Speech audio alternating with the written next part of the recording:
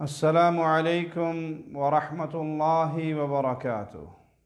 إن الحمد لله نحمده ونستعينه ونستغفره ونعوذ بالله من شرور أنفسنا ومن سيئات أعمالنا. من يهده الله فلا مضل له ومن يضلل فلا هادي له. أشهد أن لا إله إلا الله وحده لا شريك له وأشهد أن محمدًا عبده ورسوله. أما بعد، أعوذ بالله من الشيطان الرجيم. بسم الله الرحمن الرحيم. قل هو الله أحد الله الصمد لم يلد ولم يولد ولم يكن له كفوا أحد. سائل کہتا ہے کسی وجہ سے جمعہ کی نماز ادا نہیں ہو سکی تو کیا ظہر کی نماز ادا ہوگی؟ جمعہ کے دن جمعہ کی ہی نماز ادا کرنی چاہیے اور یہ فرض ہے اہل ایمان پر۔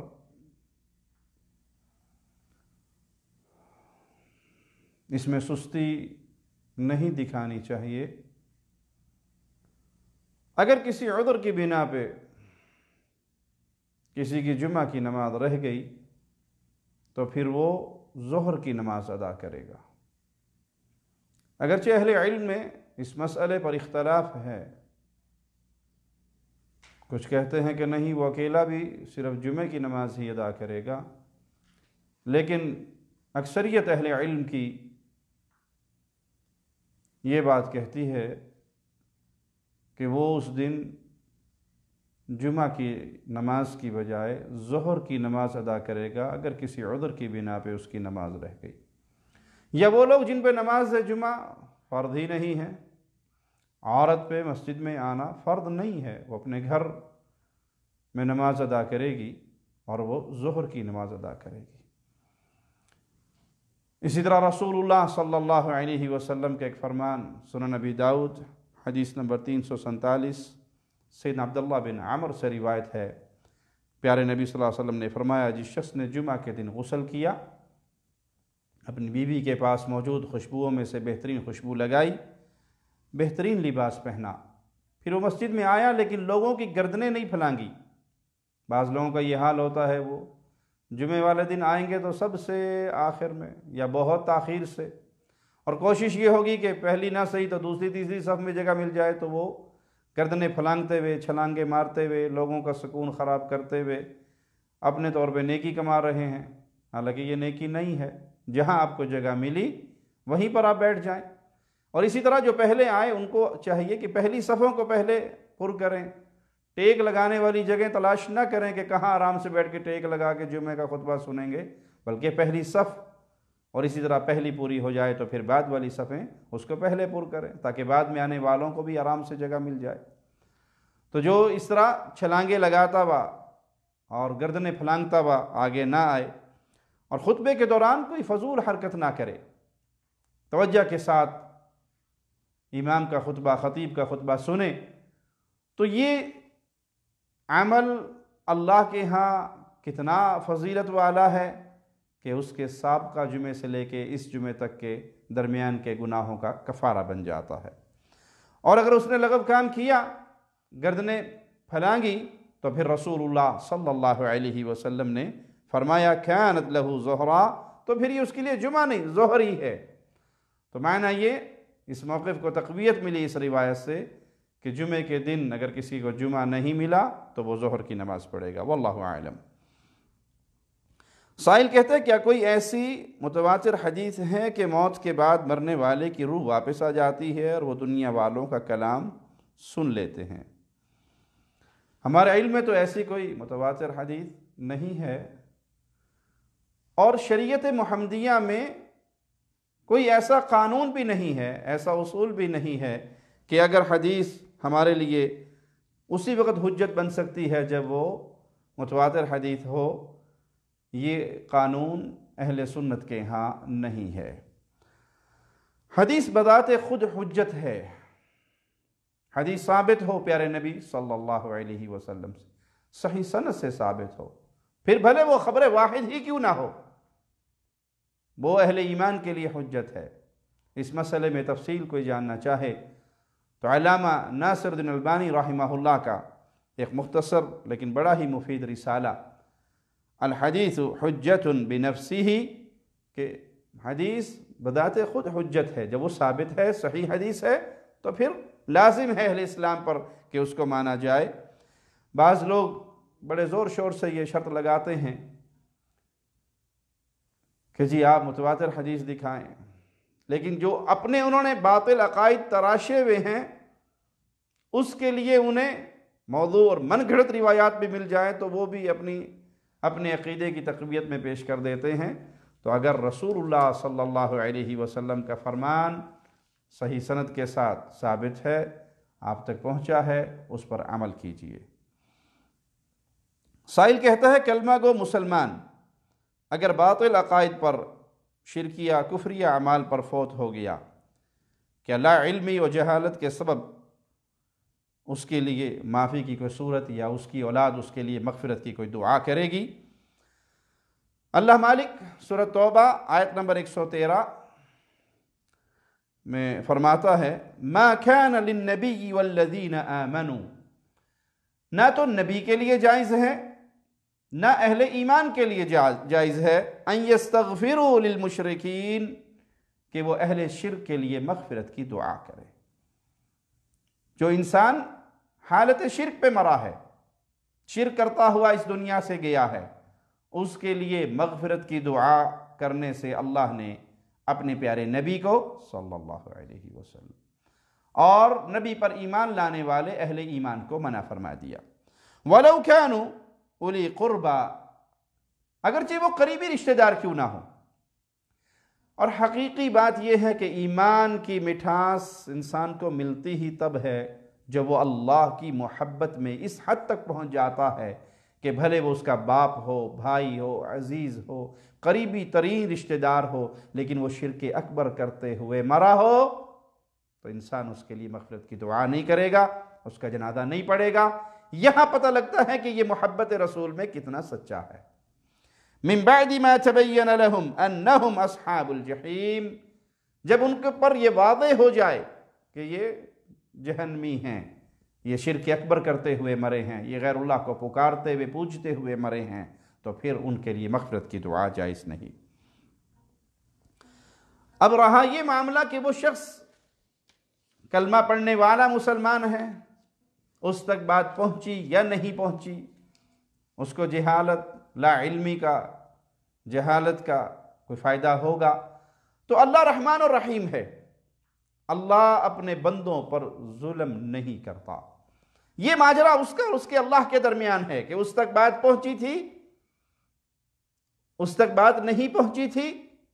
آپ کے لیے ظاہری معاملے پر حکم لگانا ہے، ظاہری طور پر وہ شرک اکبر کرتا ہوا مرا ہے تو اس کے لیے مغفرت کی دعا نہیں کی جائے گی، لیکن اس کا معاملہ اللہ کے حوالے ہے، اللہ دلوں کے حال جانتا ہے، اور مالک کا فرمان ہے وَمَا أَنَا بِظَلَّامٍ لِلْعَبِيدِ، میں اپنے بندوں پر ظلم کرنے والا نہیں ہوں۔ ہمیں شریعت نے جو حکم دیا ہے ہم اس پر عمل کریں گے کہ ایسا شخص جو شرک اکبر کرتے ہوئے مرا ہے اس کے لیے مغفرت کی دعا نہ کی جائے۔ سائل کہتا ہے میت کو غسل دیتے ہوئے اس کے پاؤں قبلہ رخ کر دینے کی کیا وجہ ہے، جبکہ زندہ انسان نہ قبلہ کی طرف پاؤں کرتا ہے نہ پیشاب کرتے ہوئے اس طرف منہ کرتا ہے۔ میت کو غسل دیتے ہوئے قبلہ رخ اس کے پاؤں کرنا، اس کی صراحت ہمارے علم کے مطابق کسی حدیث میں ہمیں تو نہیں ملی، لیکن جو لوگ ایسا کرتے ہیں شاید ان کا یہ مقصد ہو واللہ اعلم کہ میت کا چہرہ قبلے کی طرف ہو جائے۔ سائل کہتا ہے یہ جو آپ اپنی تقریروں میں توہین آمیز لہجہ میں بزرگوں کو بابا، بابے جیسے الفاظ بولتے ہیں، کیا یہ جائز ہے؟ کسی قبر میں لیٹے بزرگ نے تو یہ نہیں کہا کہ آ کر مجھے سجدہ کرو، یہ تو کرنے والوں کی غلطی ہے، بزرگ کا کیا قصور ہے؟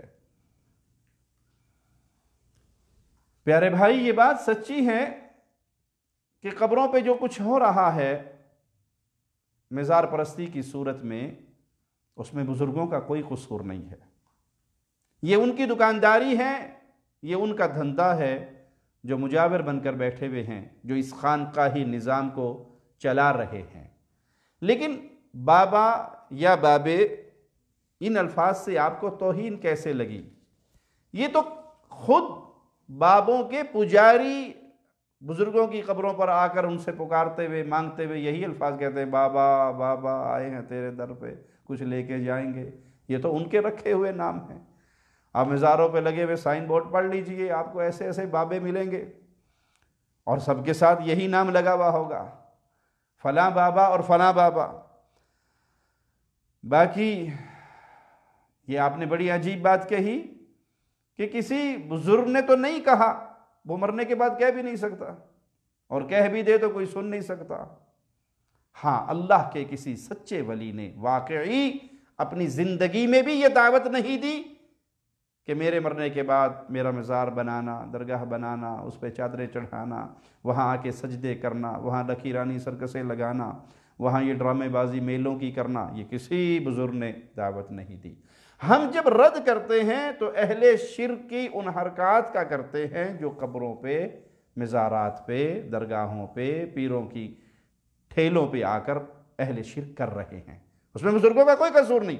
اگر وہ اللہ کا سچا ولی ہے تو وہ قبر اس کے لیے جنت کا باغ ہے، معاملہ کچھ اور ہے، تب بھی اس کے اور اس کے اللہ کے درمیان ہے۔ ہم اس مردے کو کچھ نہیں کہہ رہے، ہم جس چیز کا رد کر رہے ہیں وہ وہاں پہ ہونے والے شرک کا رد ہے۔ سائل کہتے ہیں ناشکری اور نافرمان بیوی کے بارے میں شرعی حکم کیا ہے؟ دین اسلام میں خاوند اور بیوی کے حقوق بڑی وضاحت کے ساتھ بیان ہوئے ہیں۔ دونوں کو اپنے حقوق بھی ادا کرنے چاہیے اور اپنے فرائض بھی ادا کرنے چاہیے۔ مالک فرماتا ہے سورۃ البقرہ آیت نمبر 228 میں، وَلَهُنَّ مِثْلُ الَّذِي عَلَيْهِنَّ بِالْمَعْرُوفِ وَلِلرِّجَالِ عَلَيْهِنَّ دَرَجَةٌ، عورتوں کے بھی ویسے ہی حقوق ہیں جیسے ان مردوں کے معروف کے مطابق مردوں کو ان کے اوپر فضیلت حاصل ہے۔ یہ حقوق اللہ نے بیان کیے ہیں، عورت کے حقوق بھی اور مرد کے حقوق بھی، اور اللہ نے ہی مردوں کو فضیلت دی ہے۔ نان نفقے کا خرچ مرد کے ذمے ہے، اس لیے ذمہ داری اپنی اپنی ادا کیجیے۔ بیوی اپنے حقوق بھی ادا کرے، اپنے فرائض بھی ادا کرے، اور خاوند بھی اپنے فرائض ادا کرے۔ وہ اپنی بیوی کے ساتھ معاملہ کرتے ہوئے پیارے نبی صلی اللہ علیہ وسلم کے یہ فرمان کو سامنے رکھے کہ انسان جب صدقہ کرتا ہے، مال خرچ کرتا ہے، تو سب سے افضل اجر کے لیے حوالے سے اس کا وہ مال ہے جو اپنے بیوی بچوں پہ خرچ کرتا ہے۔ بیویوں کو دین کی تعلیم دیجیے، دینی تعلیم سے انہیں بے بہرا نہ رکھیے، بلکہ ان تک اللہ کا پیغام پہنچائیے، رسول اللہ صلی اللہ علیہ وسلم کا پیغام پہنچائیے، اور کوشش کیجیے کہ جتنی محبت اور پیار سے آپ اپنے گھر والوں کے ساتھ سلوک کر سکتے ہیں، اگر ان کے اندر کوئی برائی بھی ہے تو 10 بھلائیاں بھی ہوں گی۔ غصہ آتے ہوئے صرف برائیوں کو سامنے نہ رکھے، بلکہ اس کی بھلائی، اس کی اچھائی، اس کی نیک سیرت کو بھی اپنے سامنے رکھے۔ مالک فرماتا ہے وَعَاشِرُوهُنَّ بِالْمَعْرُوفِ، ان کے ساتھ بھلائی کے ساتھ معاملہ کرو، بھلائی کے ساتھ زندگی گزارو۔ فَإِن كَرِهْتُمُوهُنَّ، اگر تم ان کی کسی بات سے نفرت کرتے ہو، فَعَسَىٰ أَن تَكْرَهُوا شَيْئًا، ہو سکتا ہے تم ان کی کوئی بات برے جانتے ہو، وَيَجْعَلَ اللَّهُ فِيهِ خَيْرًا كَثِيرًا، اور اس میں اللہ تمہارے لیے بہت بھلائی رکھتے۔ تو عورت کے اندر اچھائی اور برائی دونوں چیزیں موجود ہیں۔ بھلائیوں کو سامنے رکھیں، اچھائیوں کو سامنے رکھیں، اور سب سے پیاری بات رسول اللہ صلی اللہ علیہ وسلم کی اپنے سامنے رکھیں کہ تم میں سب سے بہترین وہ ہے جو اپنے گھر والوں کے ساتھ بہترین ہے، اور میں اپنے گھر والوں کے ساتھ بہت بہتر ہوں۔ جب آپ نرمی کا معاملہ کریں گے، محبت کا معاملہ کریں گے، پیار کا معاملہ کریں گے، تو انشاءاللہ اللہ کی رحمت سے امید ہے کہ گھر کے اندر نا شکری، نا چاکی، اختلاف کی فضا چھٹ جائے گی۔ اسی طرح میری بہنیں، وہ اپنے اوپر اپنے خامدوں کے حقوق کو یاد رکھیں، اور یاد رکھیں کہ اگر یہ بندہ آپ سے ناراض ہوتا ہے، جیسے رسول اللہ صلی اللہ علیہ وسلم نے فرمایا کہ خاوند اپنی بیوی کو بلاتا ہے اپنے بستر پہ اور بیوی انکار کرتی ہے، نہیں آتی ہے، تو اس پر وہ ذات ناراض ہوتی ہے جو آسمانوں میں ہے، تب تک جب تک یہ اس سے راضی نہیں ہو جاتا۔ اللہ عمل کی توفیق عطا فرمائے۔ سائل کہتا ہے اگر کوئی مسلم بغیر توبہ کیے شرک اکبر کی حالت میں مر گیا تو کیا سزا کے بعد جنت ملے گی؟ بھائی، گناہوں پر، کبائر پر سزا کے بعد جنت کا اعلان یا اللہ کی معافی کے بعد جنت کا اعلان ہے، لیکن شرک اکبر وہ بڑا جرم ہے جس کی وضاحت مالک اپنے فرمان میں ہمیں سنا چکا ہے۔ سنیے، ان اللہ لا یغفر، یہ اللہ نے کبھی بھی معاف نہیں کرنا، ان یشرک بہ، کہ اس کے ساتھ کسی کو شریک کیا جائے، یہ معافی نہیں ہوگی۔ چوری، ڈاکہ، قتل، زنا، شراب، غیبت، چغلی، دنیا کے اتنے گناہ کہ زمین کی دھرتی پہ رکھے جائیں تو آسمان کے کناروں سے ٹکرا جائیں، سارے گناہ کیے ہوئے ہیں انسان نے۔ ہم گناہوں کی دعوت نہیں دے رہے کہ آپ کریں، کیے ہوئے ہیں انسان نے۔ اللہ اپنی رحمت سے چاہے گا ان ساروں کو معاف کر دے گا، کسی کے لیے چاہے گا نیکیاں بنا دے گا، لیکن ایک گناہ ایسا ہے اللہ نے کبھی معاف نہیں کرنا، اور وہ کیا ہے کہ اللہ کے ساتھ شرک کیا جائے۔ وَيَغْفِرُ مَا دُونَ ذَلِكَ لِمَنْ يَشَاءُ، اس کے علاوہ جتنے بھی گناہ ہیں جس کے لیے چاہے گا، جس کے لیے چاہے گا۔ اب جو شخص یہ کہے جی شرک نہیں ہونا چاہیے، باقی جو مرضی کر لو، تو آیت کے اندر ایک لفظ ہے لِمَنْ يَشَاءُ، جس کے لیے چاہے گا۔ آپ کے لیے نہ چاہا اور چند لمحوں کے لیے بھی جہنم کا عذاب جھیلنا پڑ گیا تو برداشت کر لو گے۔ یہ سوچ کر گناہوں کی دلدل میں چھلانگ نہ ماریں کہ ہم شرک نہیں کرتے۔ پیارے بھائی، شرک کی تو معافی ہے ہی نہیں، باقی جو گناہ ہے وہ بھی جس کے لیے اللہ چاہے گا معاف کرے گا۔ اگر آپ کا نام ان میں نہ آیا اور گناہوں کی وجہ سے جہنم میں دھکیل دیا گیا تو پھر گناہوں سے بھی معافی مانگیں، توبہ کریں، اللہ کی طرف لوٹیں، لیکن اس قانون کو یاد رکھیں کہ اگر شرک اکبر کرتے ہوئے مر گئے تو اللہ کے ہاں مشرک کی معافی نہیں ہے۔ سائل کہتا ہے مساجد میں کم عمر بچوں سے زیادتیاں ہو رہی ہیں، آپ نے کبھی بھی ان کے خلاف بات نہیں کی، کیا وجہ ہے جبکہ آپ فرقہ واریت میں بڑھ چڑھ کر حصہ لیتے ہیں؟ اللہ آپ کو سمجھ عطا فرمائے۔ اللہ کے گھروں سے ایسی نفرت جس کے دل میں ایمان ہو وہ نہیں کر سکتا۔ یہ جھوٹ اور دھوکہ ہے جو لبرل لوگ اہل ایمان کو، اہل اسلام کو دینے کی کوشش کرتے ہیں۔ اور اگر یہ بات سچی ہو کہ مساجد میں اتنے ہی ظلم و زیادتیاں ہوتی ہیں بچوں کے ساتھ، تو کوئی اپنے بچوں کو مساجد میں نہ بھیجے۔ حقیقت کیا ہے؟ لاکھوں نہیں، کروڑوں بچے ایسے ہیں جو دینی مدارس میں، مساجد میں اللہ کا دین سیکھ رہے ہیں۔ بچہ تو ہر ماں باپ کو پیارا ہوتا ہے نا۔ اگر زیادتی ہوگی تو یہ ادارے بند ہو جائیں گے، یہ مسجدیں بند ہو جائیں گی۔ ہاں، اس کا یہ معنی نہیں ہے کہ وہاں زیادتیاں ہیں ہی نہیں، کہیں اکا دکا ایسے واقعات آ بھی جائیں تو اہل شر اس کو پھیلانے کی کوشش کرتے ہیں۔ دیکھو جی یہ مسجد میں کیا ہو رہا ہے، آپ کے کالجز میں کیا ہو رہا ہے، آپ کی یونیورسٹیوں میں کیا ہو رہا ہے، کبھی آپ نے اس کے بارے میں بھی زبان کھولی؟ کبھی آپ نے اس کے بارے میں بھی دیکھا؟ اس کے لیے بھی وہی نفرت کے جذبات ہیں آپ کے جو اللہ کے گھروں کے ساتھ آپ کی نفرت ہے۔ ان مساجد میں، ان مدارس میں اللہ کا دین سیکھا جا رہا ہے، دین پھیلایا جا رہا ہے۔ اگر کہیں غلطی ہو، اگر کہیں زیادتی ہو تو اس کا مداوع کیا جاتا ہے، لیکن حال یہ ہے کہ اگر کوئی بغیر داڑھی والا مرد جو مرضی کر لے کوئی کچھ نہیں کہے گا، اور داڑھی والے سے غلطی ہو جائے تو پوری دنیا ڈھنڈورا پیٹے گی، مولوی نے کی کیتا، دیکھو مولوی نے کی کیتا۔ معنی یہ کہ داڑھی شیو کروا کے آپ کو لائسنس مل گیا ہے، آپ لڑکیوں کو چھیڑیں، آپ گانے سنیں، آپ فلمیں سنیں، آپ چوریاں کریں، آپ ڈکیتیاں کریں، آپ جو مرضی کریں۔ اور اگر شیطان کسی داڑھی والے کے ساتھ لگ کر اسے گمراہ کر دے اور اس سے غلطی کروا دے تو آپ اس کا غبارے میں ہوا بھر کے آسمانوں پہ اڑا دیں کہ دیکھو جی مولوی کی کر دینا ہے۔ اس سے بڑھ کر ظلم و زیادتی آپ کے ان اداروں میں ہوتی ہے ان یونیورسٹیز اور کالجز میں ہوتی ہے جہاں پڑھنے والے کو شریعت محمدیہ کا علم نہیں دیا جاتا، آپ کے مطلب کی باتیں سکھائی جاتی ہیں، ان کو فنون کا ماہر تو بنایا جاتا ہے، علم کا زیور نہیں دیا جاتا۔ اپنے دلوں کو پاک کیجیے اللہ کے گھروں کی نفرتوں سے۔ یہ مسجدیں ہیں تو آپ مسلمان ہیں، ان مسجدوں سے تعلق ٹوٹ گیا تو پھر ایمان کو تلاش بھی کرنا چاہو گے تو نہیں مل سکے گا۔ باقی یہ بات کہ آپ فرقہ واریت میں بڑھ چڑھ کے حصہ لیتے ہیں، اگر آپ کے نزدیک اللہ کی توحید کا پیغام فرقہ واریت ہے تو اللہ کی قسم میں خوشی سے آپ کے اس طعنے کو قبول کرتا ہوں کہ میں فرقہ واریت پھیلاتا ہوں۔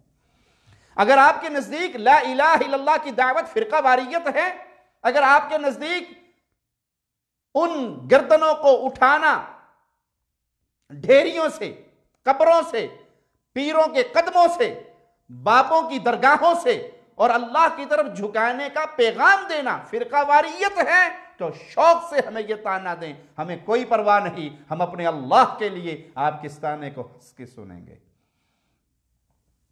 اگر ہمارا یہ پیغام کہ امام الانبیاء، امام کائنات، امام اعظم محمد الرسول اللہ صلی اللہ علیہ وسلم تنہا وہ ہستی ہے کہ زندگی کا ہر مسئلہ صرف امام الانبیاء سے لیا جائے گا، امام کائنات سے لیا جائے گا، محمد الرسول اللہ سے لیا جائے گا، نماز پڑھیں گے تو محمدی، روزہ ہوگا تو محمدی، حج ہوگا تو محمدی، زکوٰۃ صدقہ خیرات ہوگا تو محمدی، عمل میں مہر تلاش کی جائے گی تو صرف محمد الرسول اللہ صلی اللہ علیہ وسلم کی۔ اگر آپ کے نزدیک ہمارا یہ پیغام فرقہ واریت ہے، شوق سے دیجئے، ہمیں کوئی پرواہ نہیں ہے، ہم محمد کی عظمت کا جھنڈا لہراتے رہیں گے۔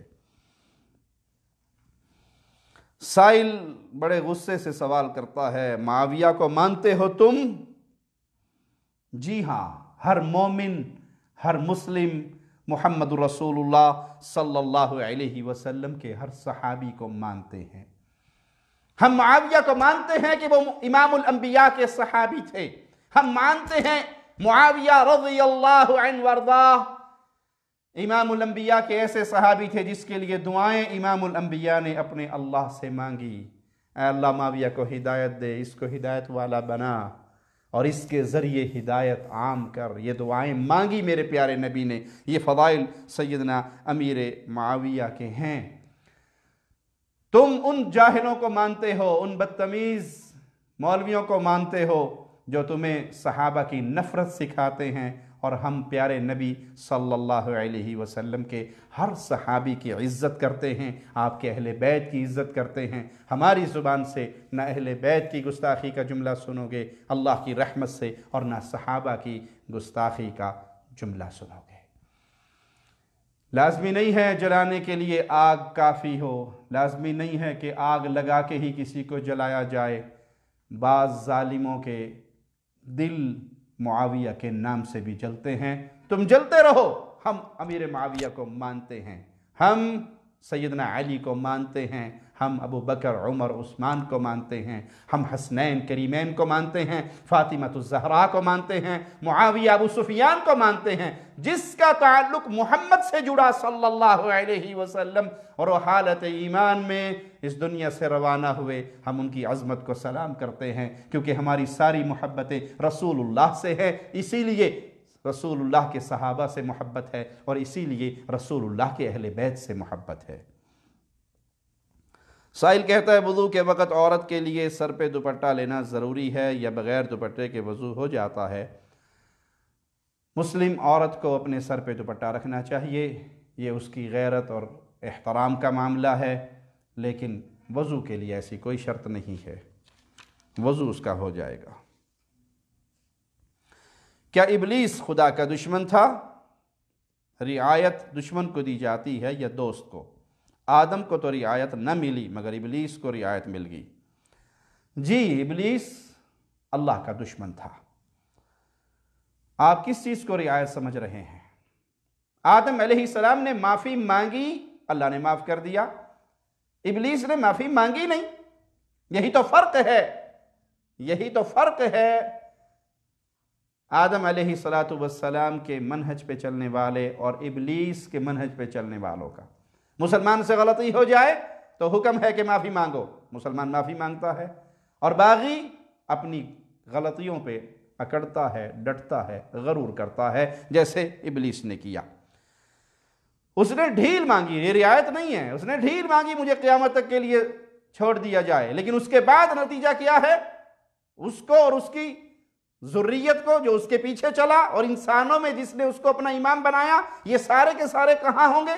جہنم میں۔ یہ رعایت نہیں ہے، ڈھیل دینا اور معاملہ ہے۔ اللہ نے ڈھیل دی، اس نے ڈھیل مانگی، آدم علیہ السلام نے معافی مانگی، اور اللہ نے آدم علیہ السلام کو معاف کر دیا۔ فَتَلَقَّى آدَمُ مِن رَبِّهِ كَلِمَاتٍ فَتَابَ عَلَيْهِ إِنَّهُ هُوَ التَّوَّابُ الرَّحِيمُ۔ یہ ہے آدم علیہ السلام کا منہج۔ غلطی ہوئی، اللہ سے معافی مانگ لی، تو جو اب اس راستے پہ چلتا ہے اس سے اگر غلطی ہو جائے تو وہ معافی مانگ لے، اللہ معاف کرنے والا، رحم کرنے والا ہے۔ سائل کہتا ہے اسلام میں فرقہ واریت کب، کیوں اور کیسے شروع ہوئی؟ ہم اسے دین سمجھیں یا سیاست؟ ہر کوئی یہی کہتا ہے کہ ہمارا فرقہ جنت میں جائے گا، ہم ہی حق پر، باقی سب دوزخ میں جائیں گے۔ رسول اللہ صلی اللہ علیہ وسلم کی وفات کے کچھ عرصے کے بعد خوارج کا فرقہ نمودار ہوا۔ کچھ عرصے کے بعد روافض ظاہر ہوئے، رافضیوں کا فتنہ شروع ہوا۔ یہ کب، کیسے، کیوں شروع ہوا؟ جب سے لوگوں نے کتاب و سنت کو چھوڑ کر من مانی تعویلات، باطل تعویلات کرنی شروع کی کتاب و سنت کی، تو یہ فرقے وجود میں آتے گئے۔ ان سے بچنے کا طریقہ کار کیا ہے؟ کتاب و سنت کے ساتھ چمٹ جائیں، ویسے جیسے فہم صحابہ تھا، جیسے صحابہ نے رسول اللہ صلی اللہ علیہ وسلم سے اس دین کو سیکھا۔ فہم صحابہ کے اندر خیر، بھلائی، نجات اور برکت ہے۔ پیارے نبی صلی اللہ علیہ وسلم نے جب فرمایا کہ سب جہنم میں جائیں گے سوائے ایک جماعت کے، تو ساتھ آپ نے وضاحت فرما دی، وہ کون ہوں گے؟ صحابہ نے پوچھا من ہم؟ اے اللہ کے نبی صلی اللہ علیہ وسلم وہ کون ہوں گے؟ آپ نے فرمایا ما انا علیہ واصحابی اليوم، آج میں اور میرے صحابہ جس چیز پر ہیں یہ نجات پانے والے ہیں۔ تو اگر آج آپ دین کو تلاش کرنا چاہیں تو لوٹئے فہم صحابہ کی طرف۔ کتاب و سنت اس دور میں موجود، اندھی تقلید کا تصور اس دور میں موجود نہیں، اللہ کی عبادت کا تصور موجود، پیروں، فقیروں، بابوں، بزرگوں، حضرتوں کی عبادتوں کا تصور موجود نہیں۔ آج جو اس تصور پہ باقی ہے کہ میں نے کتاب و سنت سے دین لینا ہے وہ حق پا لے گا، اور جس نے دین کو بانٹ رکھا ہے اپنے پیروں فقیروں کے ہاں تو وہ حق سے دور رہے گا۔ سائل کہتا ہے شب معراج نبی کریم صلی اللہ علیہ وسلم کہاں تک گئے؟ کیا ان کا اللہ کے عرش پر بیٹھنا کسی حدیث سے ثابت ہے؟ قرآن مجید اور احادیث رسول صلی اللہ علیہ وسلم میں جسمانی معراج کے واضح دو ٹوک دلائل موجود ہیں، جن سے معلوم ہوتا ہے کہ اللہ کے نبی صلی اللہ علیہ وسلم ایک رات مسجد حرام سے بیت المقدس اور پھر وہاں سے آسمانوں پر جنت و جہنم کی سیر کی، سدرۃ المنتہا تک گئے، اور پھر جہاں تک اللہ چاہا اپنے حبیب کو لے گیا۔ لیکن کسی صحیح حدیث میں ہمارے علم میں ایسی کوئی روایت نہیں کہ رسول اللہ صلی اللہ علیہ وسلم اور اللہ عرش پہ آمنے سامنے بیٹھے، ایسی کوئی بات کسی حدیث میں ہمیں نہیں معلوم۔ عافیت بھی اسی میں ہے کہ بات کو اتنا ہی رکھیں جتنا کتاب و سنت سے مل گیا۔ کچھ لوگوں نے اس طرح کی باتیں بنائی جو کسی صحیح حدیث سے ثابت نہیں ہے کہ اللہ نے معراج کی رات جبرائیل سے کہا دوڑ کے جا میرے سونے نو لیا، اس تو بغیر میرا عرش سجدہ ہی نہیں، تو پھر اللہ کے نبی صلی اللہ علیہ وسلم عرش پہ پہنچے۔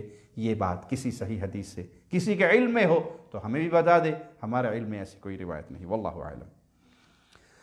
سائل کہتا ہے میرے والد رات کی تنہائی میں گندی ویڈیوز دیکھتے ہیں، اس وجہ سے مجھے ان سے وحشت اور ڈر لگنے لگتا ہے، ان کے لیے ہدایت کی دعا کرتے ہیں، اللہ انہیں ہدایت نصیب فرمائے۔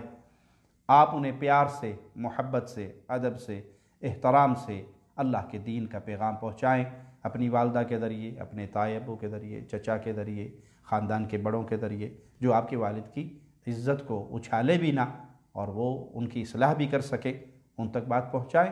اور اگر کوئی ایسا ہے جس نے صرف اس کو بدنام کرنا ہے تو پھر اس کو نہ بتائیں، بلکہ اپنے اللہ سے دعا کرے اپنے والد کی ہدایت کے لیے، اور ان تک کوئی کتاب، کوئی کیسٹ، کسی عالم کا کوئی کلپ پہنچائیں تاکہ وہ اس برے کام سے بچ جائیں۔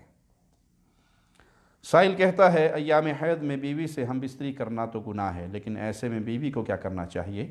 اگر خاوند اس کے ساتھ ان ایام میں ہم بستری کی اجازت مانگے تو بیوی کو قطعاً اجازت نہیں دینی چاہیے اور نہ ہی اس کے ساتھ اس معاملے میں تعاون کرنا چاہیے۔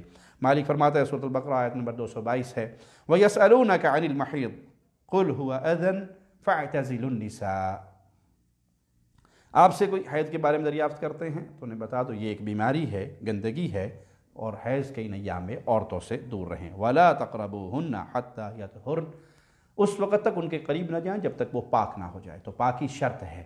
اگر کوئی شخص ایسا کر لے تو حدیث میں اس کے لیے کفارہ موجود ہے۔ سنن نبی داؤد حدیث نمبر 264، ابن عباس رضی اللہ عنہما بیان کرتے ہیں کہ رسول اللہ صلی اللہ علیہ وسلم نے فرمایا یتصدق بدینار او نصف دینار، وہ 1 دینار یا آدھا دینار صدقہ کرے، اور 1 دینار کم و بیش 4.25 گرام سونے کے برابر ہوتا ہے، تو اس کے برابر وہ سونا صدقہ کرے اگر اس سے یہ گناہ سرزد ہوا ہے۔ اللہ سے دعا ہے اللہ ہمیں دین حنیف پہ قائم رکھے اور اسی دین کا سپاہی بنا کر رکھے، پیغام توحید پھیلانے والا بنائے اور اس حال میں اپنے پاس بلائے اللہ ہم سے راضی ہو، ہم اپنے اللہ سے راضی ہوں۔ اقول قولی ھذا واستغفر اللہ لی ولکم ولسائر المسلمین فاستغفروه انه هو الغفور الرحیم۔